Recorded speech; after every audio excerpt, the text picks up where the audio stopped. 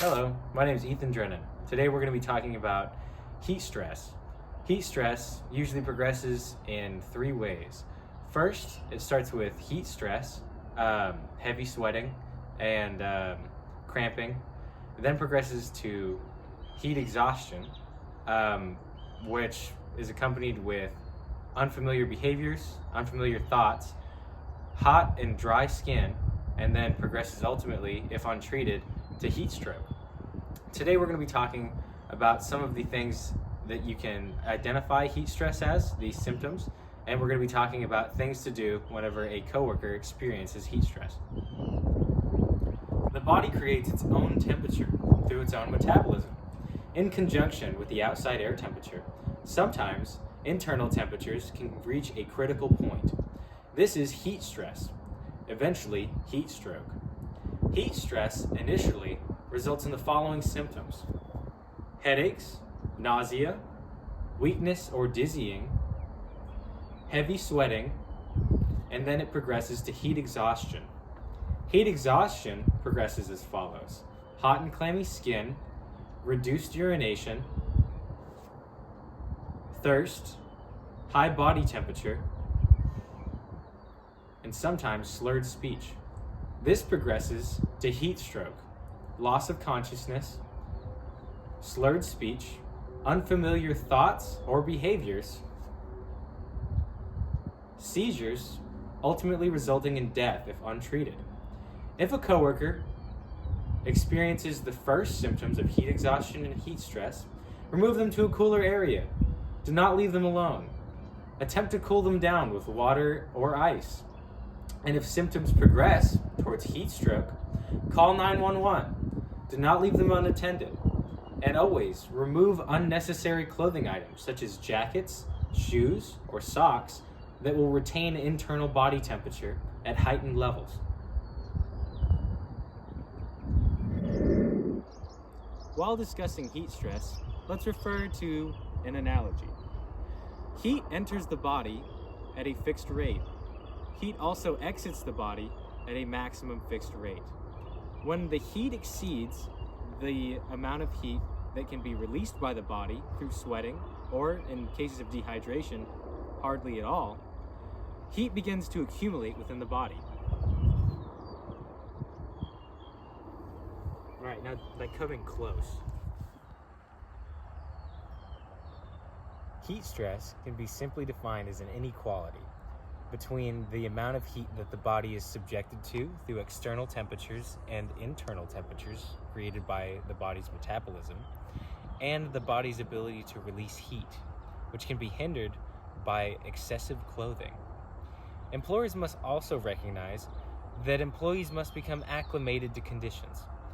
Employees may go on 2 to 3 day breaks and come back unable to deal with previous heat levels that they were otherwise originally able to accept. The demonstration as follows will be a balloon. The balloon has holes in it representing how much heat or pressure the body can release, and the inflow represents the heat or pressure that the body is subjected to over the 8-hour workday.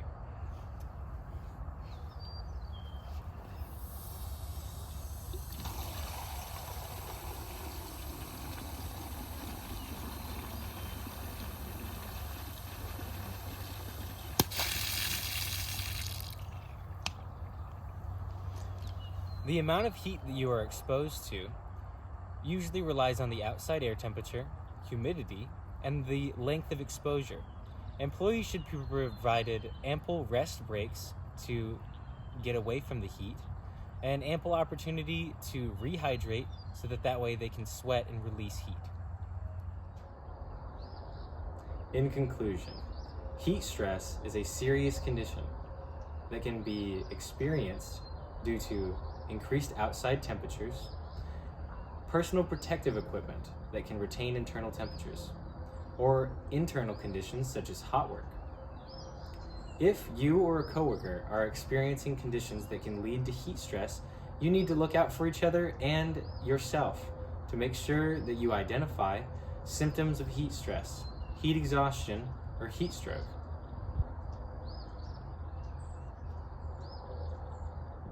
Remember, if caught early, heat stress does not have to result in catastrophic injury or death. If you or a coworker experience symptoms of heat stress, heat exhaustion, or heat stroke, take the following precautions. If a coworker experiences heat stress, remove them to a cooler area, have them drink water, and regulate their symptoms. If a coworker experiences heat exhaustion, dizziness, headaches, lack of sweating, unfamiliar behaviors, or unfamiliar thoughts, then they need to be also moved to a cooler area, and you need to make sure that they don't pass out. If a coworker passes out, then you need to call 911 and stay with them. I myself have experienced heat stress. I used to work an outdoor job with temperatures over 100 during the summer.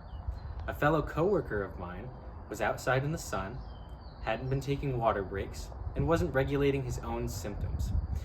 He made a mistake because of unfamiliar behaviors or thoughts and ended up slamming his thumb inside of a car door.